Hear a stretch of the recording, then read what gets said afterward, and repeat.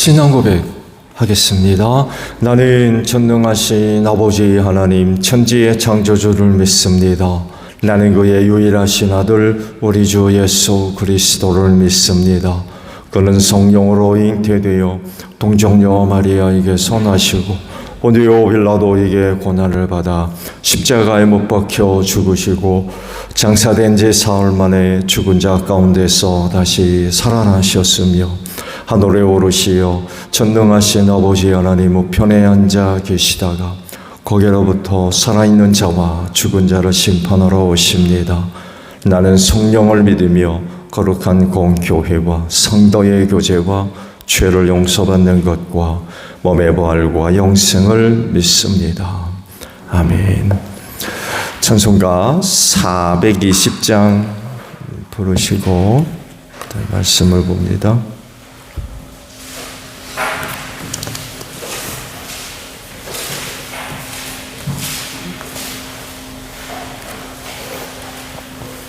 (420장이에요)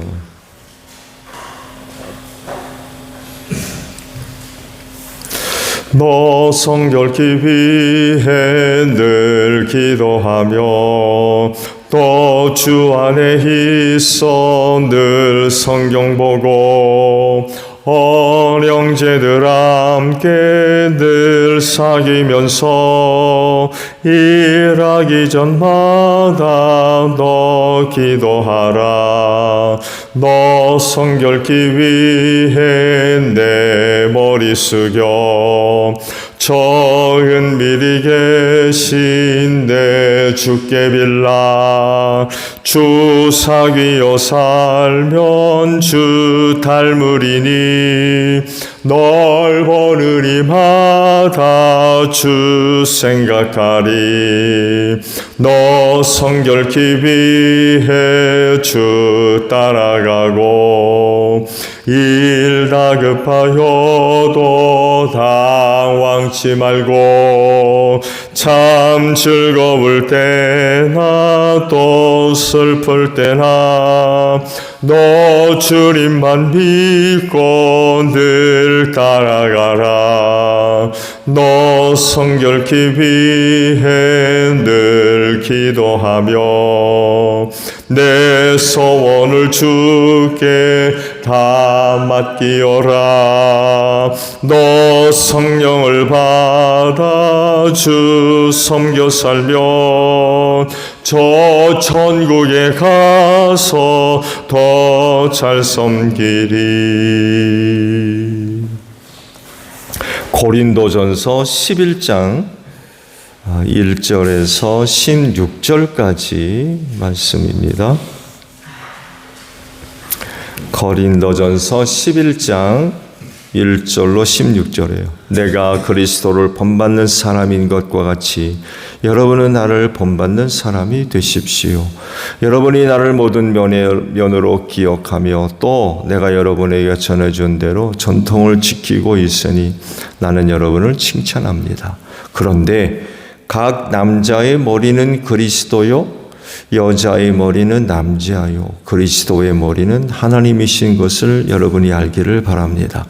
남자가 머리에 무엇을 쓰고 기도하거나 예언하는 것은 자기 머리를 부끄럽게 하는 것입니다. 그러나 여자가 머리에 무엇을 쓰지 않은 채로 기도하거나 예언하는 것은 자기 머리를 부끄럽게 하는 것입니다. 그것은 머리를 밀어버리는 것과 꼭 마찬가지입니다. 여자가 머리에 아무것도 쓰지 않으려면 머리를 깎아야 합니다. 그러나 머리를 깎거나 미는 것이 여자에게 부끄러운 일이면 머리를 가려야 합니다. 그러나 남자는 하나님의 형상이요 하나님의 영광이니 머리를 가려서는 안 됩니다. 그러나 여자는 남자의 영광입니다.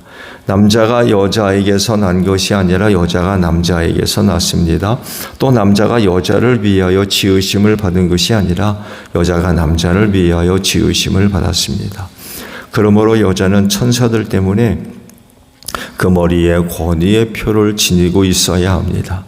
그러나 주님 안에서는 남자가 없이 여자가 있지 않고 여자 없이 남자가 있지 않습니다. 여자가 남자에게서 난 것과 마찬가지로 남자도 여자의 몸에서 났습니다. 그러므로 모든 것은 다 하나님에게서 났습니다. 여러분은 스스로 판단하여 보십시오. 여자가 머리에 아무것도 쓰지 않은 채로 하나님께 기도하는 것이 마땅한 일이겠습니까? 자연 그 자체가 여러분에게 가르쳐 주지 않습니까? 남자가 머리를 길게 하는 것은 그에게 불명예가 되지만 여자가 머리를 길게 하는 것은 그에게 영광이 되지 않습니까? 긴 머리카락은 그의 머리를 가려주는 구실을 하는 것입니다. 이 문제를 두고 논쟁을 벌이려고 생각하는 사람이 있을지 모르나 그런 풍습은 우리에게도 없고 하나님의 교회에도 없습니다. 아멘. 오늘 아침에는요, 두 곳의 말씀을 보려고 그래요. 4절과 5절의 말씀이에요. 4절 5절 보면 남자가 머리에 무엇을 쓰고 기도하거나 예언하는 것은 자기 머리를 부끄럽게 하는 것입니다. 그러나 여자가 머리에 무엇을 쓰지 않은 채로 기도하거나 예언하는 것은 자기 머리를 부끄럽게 하는 것입니다. 그것은 머리를 밀어버리는 것과 꼭 마찬가지입니다. 라는 말씀입니다. 고린도 교회 내에 또 이런 사람들이 있었던 것 같아요.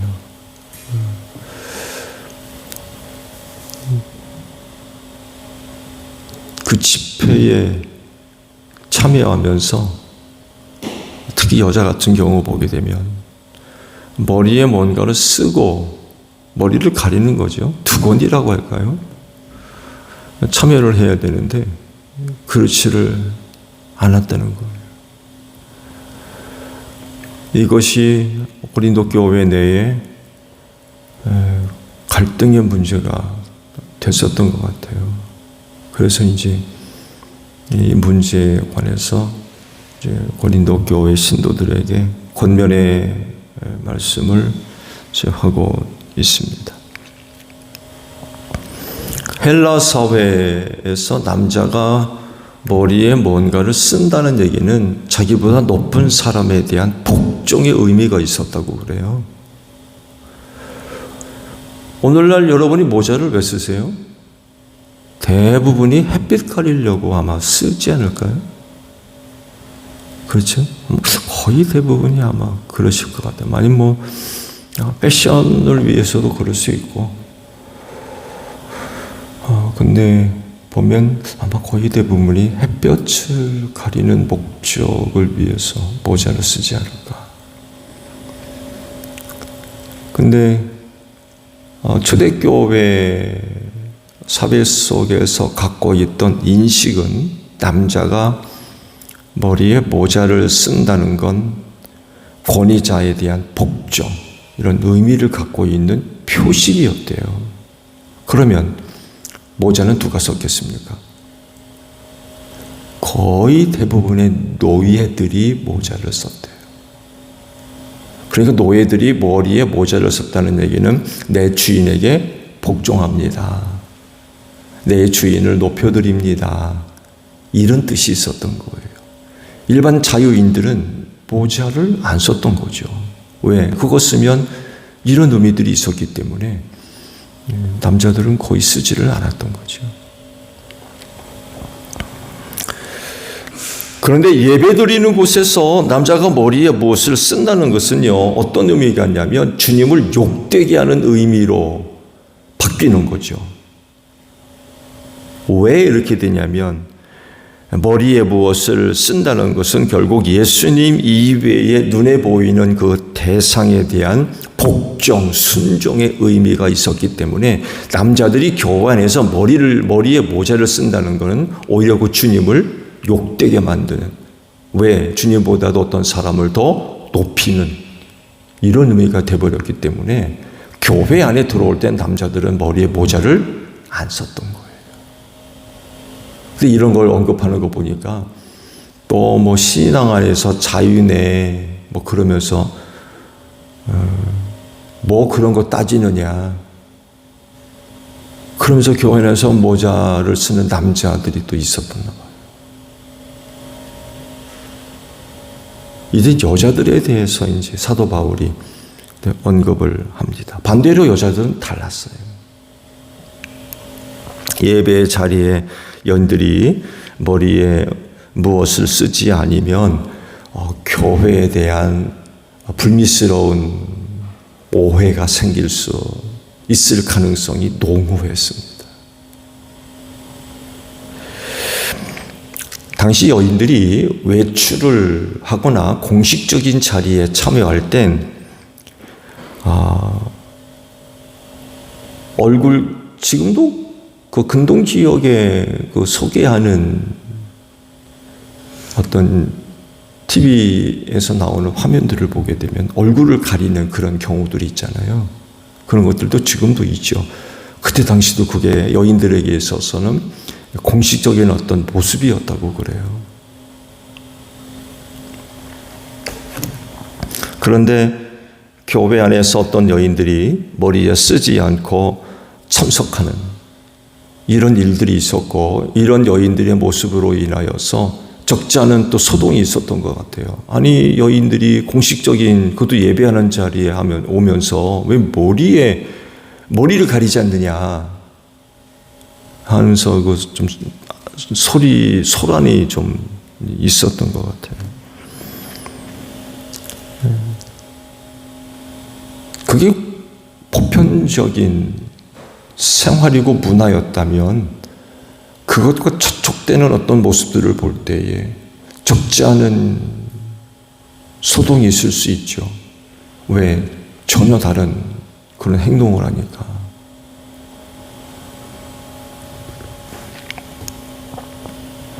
당시 여인들이 머리에 두건을 벗는다는 것은 아마도 이런 의미들이 있었나 봐요. 남자들과 마찬가지로 믿음 안에서의 자유를 주장하면서 그 시대의 전통적인 어떤 관습, 문화, 습관, 가치도 될 수 있죠. 이런 것들을 우리가 왜 지켜야 되느냐 하면서 벗어버리는 이런 뭐가 있었나 봐요. 나는 신앙 안에서 이거 아무런 문제가 없어. 그러면서 이제 벗어버린 거죠. 이런 모습들이 교회 안에서 적지 않은 소란이 됐었던 것 같아요. 이뿐만이 아니라 그 당시 여인들 중에 머리를 가리지 않은, 머리에 두건을 쓰지 않았던 대부분의 여성들은 창기였다고 그래요.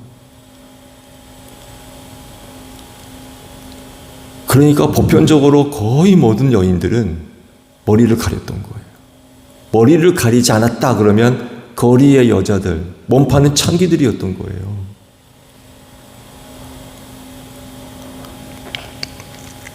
생각해 보세요. 머리를 가리지 않은 여인들이 교회 안에 있다. 그럼 교회 밖에 있는 사람들이 그런 모습을 본다 그러면 교회를 어떤 곳으로 생각하겠어요?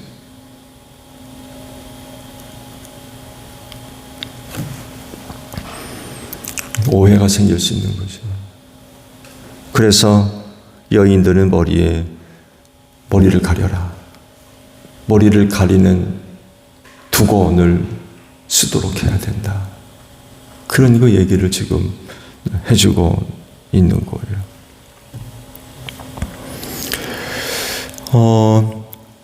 말씀의 이해가 필요한 곳이 한 곳 있어요. 10절에 있는 그 말씀인데요. 10절에 있는 말씀을 보게 되면 이런 그 말씀을 하고 있죠. 천사들을 위하여서 여인들은 머리에 두건을 써야 된다. 머리에 권위의 표를 지니고 있어야 한다라고 했는데, 이 머리에 권위의 표가 뭐냐라고 할 때 바로 머리를 가리는 두건이었습니다. 이거를 이렇게 상징적인 표현으로 기록을 하셨어요.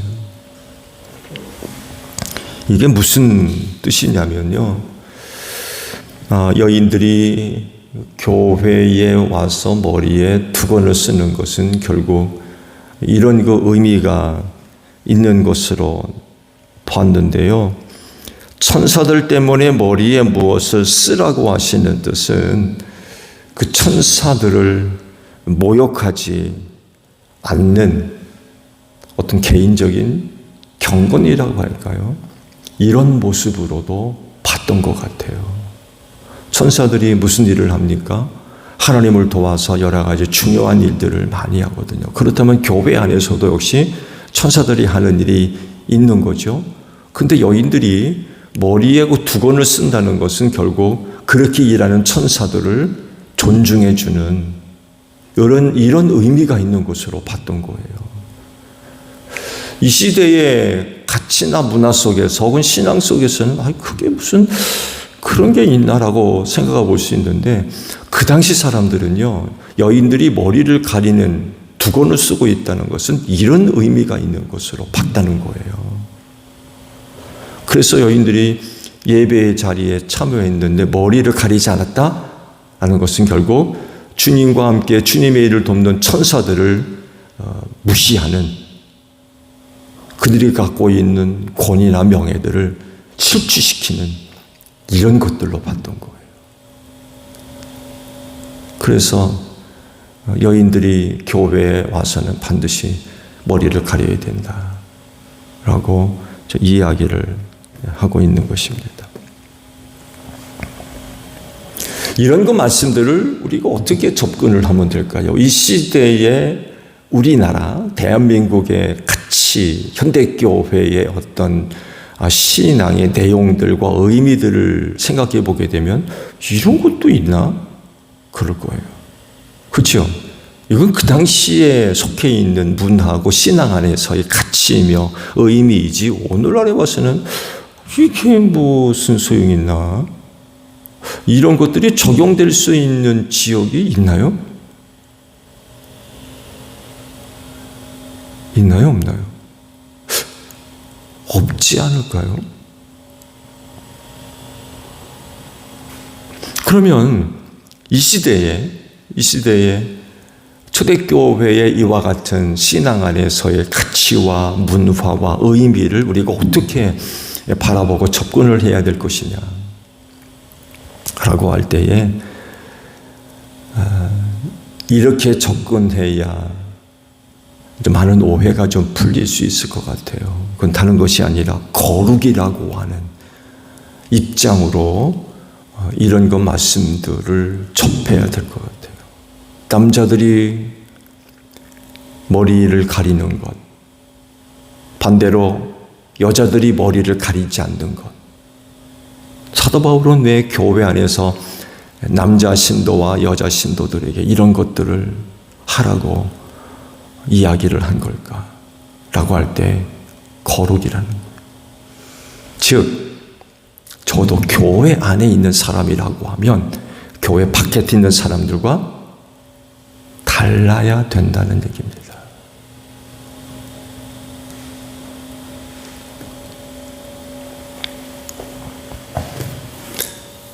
구분되지 않으면 많은 여러 가지 혼란스럽고 어려운 문제들이 일어날 수 있다는 거죠. 교회 바깥의 사람이나 교회 안의 사람이나 뭐 별 차이 없는 그런 것들이 요구된다면 이런 것을 굳이 기록할 필요가 있나요? 이런 것들을 서신에다 기록해가지고 고린도 교회 신도들에게 굳이 써서 보낼 필요가 어디 있어요? 그런 것들이 필요하지 않다 그러면 거리에 여인으로 보이건 노예로 보이건 뭐 이래나 저래나 뭐 그렇다 그러면 굳이 이런 내용을 써가지고 보낼 이유가 있겠느냐고요.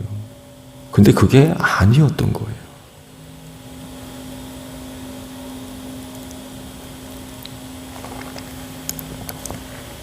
엄밀하게 보게 되면 이런 것까지도 머리를 가리고 또 그렇지 않는 것 이런 것까지도 요구되고 있는 그만큼 세상 사람들과의 차별된 그런 그 생활의 모습들, 이런 것들이 요구되고 있다는 것입니다. 오늘날의 한국적인 상황을 생각하게 되면 로마 시대의 그 고린도 시와의 상황과는 판이하게 다르지요. 그래서 이런 말씀을 그대로 접목하기에는 좀 무리가 있는 건 사실입니다. 우리가 그렇게 한다고 해서, 그렇게 하지 않는다고 해서 무슨 오해가 생길 것도 없고요. 왜 아무도 지금은 그렇게 생각하는 사람들이 없기 때문에 그래요.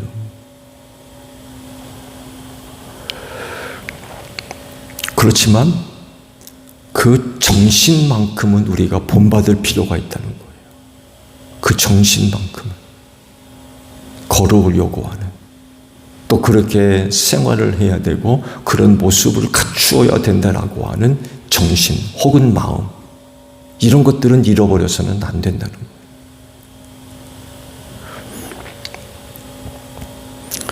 즉 이런 말씀들은 그 시대를 사는 모든 그리스도인들의 거룩함을 다루고 있는 말씀이라는 거죠.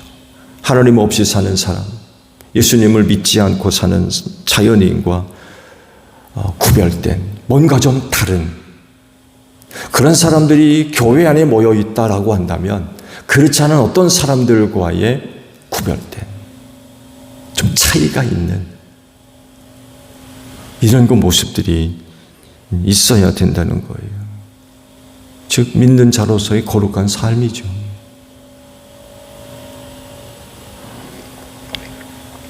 분명하게 그리스도인들은 거룩한 자들입니다.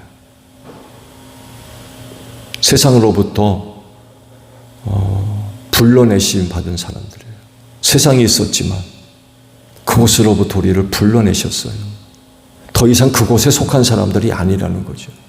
그러면 하나님 없이 살던 그때의 모습들 그대로 갖고 있어야 되겠어요? 버려야 된다는 거죠. 청산해야 된다는 거예요. 더 이상 그곳에 속한 사람들이 아니기 때문에. 그리고 또 달라지죠. 달라져요. 변화받았기 때문에 그래요. 거듭났잖아요. 하나님 없이 살던 사람들의 습관, 생활, 태도, 이거 다 바뀌어야 돼요. 똑같을 수 없어요. 안으로부터 근본적으로 하나님께서 변화시켜 주셨는데 달라질 수밖에 없어요. 생각도 달라지고요. 보는 눈도 달라지고요. 말의 색깔도 달라질 겁니다. 경건하지 못했던 그런 그 모습들 다 청산되어지고 변화될 수밖에 없어요.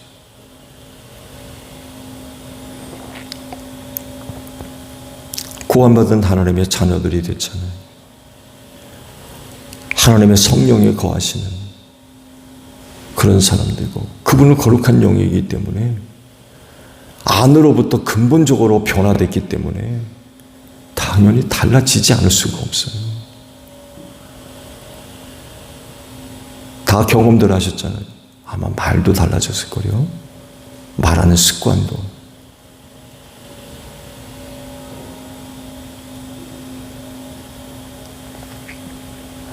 이 거룩을 그 당시 고린도 교회 안에 있던 남자 신도들과 여자 신도들에게 요구를 하고 있었던 거예요.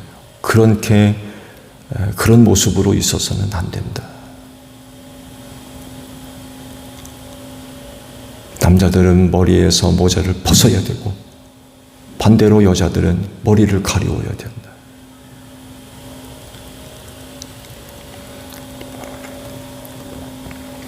거룩을 요구하는 것은요, 그때나 오늘이나 변함이 없어요. 거룩은 구약시대에만이 이야기되는 게 아닙니다. 이스라엘 백성들이 하나님이 얼마나 요구하셨습니까? 너희는 거룩해야 된다고. 그 거룩은요, 오늘날에도 변함이 없어요. 왜? 그때 하나님이나 지금 하나님이나 동일하시기 때문에 그래요. 내가 거룩하니 너희도 거룩하라고 그러시잖아요. 거룩하지 않으면 어느 누구도 하나님을 배울 수 없다고 했어요. 분명히 달라야 됩니다. 달라요. 뭐 그까짓 거? 그게 아니라는 거예요. 그런데 당시 고린도 교회 안에 어떤 남자 신도와 어떤 여자 신도들 가운데 그까짓 거 뭐 대단한가? 이렇게 생각하고는 정반대되는 그런 그 모습들을 보이는 사람들이 있었나 봐요. 그러니까 그들을 향해서 이제 그러면 안 된다라고 권면을 해주고 있는 거죠. 그렇진데 거룩하십시오. 교회 안에서는 말할 것도 없고요. 여러분이 있는 곳에서 거룩한 자들이 되어져야 됩니다. 구별되어야 된다는 거죠. 뭔가 좀 달라야 돼요. 오늘도 삶의 자리에 하나님의 거룩을 이루어가는 여러분들이 되시기를 바랍니다. 주기도문 합니다. 하늘에 계신 우리 아버지, 아버지의 이름을 거룩하게 하시며 아버지의 나라가 오게 하시며 아버지의 뜻이 하늘에서와 같이 땅에서도 이루어지게 하소서. 오늘 우리에게 일용할 양식을 주시고 우리가 우리에게 잘못한 사람을 용서하여 준 것 같이 우리 죄를 용서하여 주시고 우리를 시험에 빠지지 않게 하시고 악에서 구하소서. 나라와 권능과 영광이 영원히 아버지의 것입니다. 아멘. 기도하겠습니다.